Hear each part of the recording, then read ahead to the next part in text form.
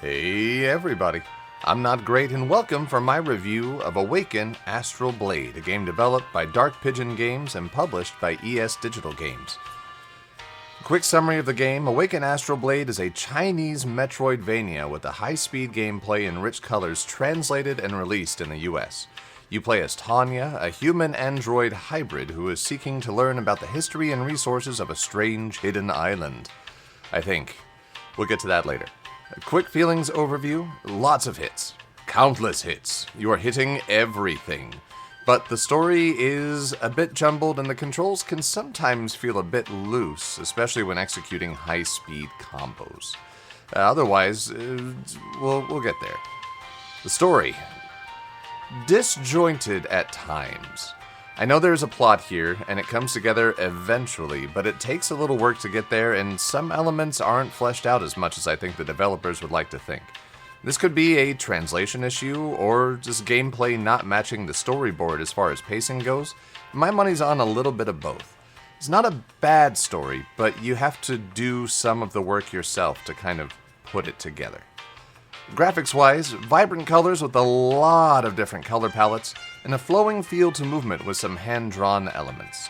This is the kind of game where, for the most part, movement, especially in the enemies, is kind of a hinge and move sort of thing, where they are, pre-made or pre-drawn elements that change a little bit, but they kind of have their hinge points that let them move around. And the main character's similar, but there's a lot more detail that goes into her. Sound! And gets the job done. And then some. It's pretty good. Won't win any awards, but it is not, by any means, bad. Gameplay. Sometimes too slow, sometimes too fast. There are times where combo flows feel visceral, and other times where you may as well just be mashing buttons to get the same results. Enemies get stronger as you progress, which is nice, and the boss fights certainly become deeper and more interesting as time goes on. Overall gameplay? Pretty solid. You're not looking at a Hollow Knight or an Ender Lily sort of thing, but it's inspired by games like that, and for the most part they get the job done. Not perfect, not legendary, but it gets the job done. Some of my favorite moments from the game: finding the kitties. There are cats that are hidden all over the map, and you have to find them. There's 12 total. I love finding them. I love kitties. Kitties for life. Also, one-shotting some bosses. Not one-shotting with one hit, but getting the bosses in one go while playing on hardcore mode. My entire Let's Play is 26 episodes, all of them in hardcore mode.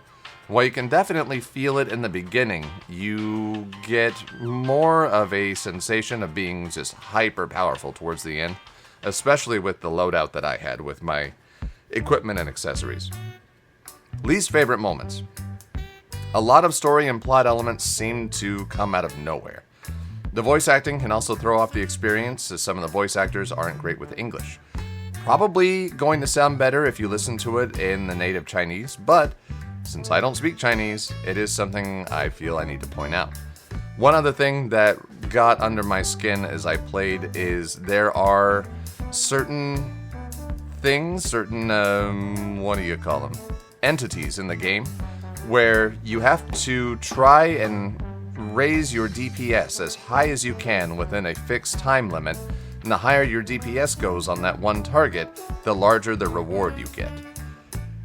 Some of these can be activated before you know they exist while they're off screen, especially if you're using certain combos that have a little bit of a homing ability, and you will end up racking up something like 3 DPS when you're aiming for 200 or 300 DPS by the end of the game.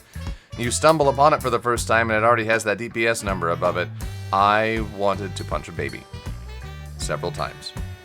And I don't like missing opportunities because I was utilizing other elements of the game itself.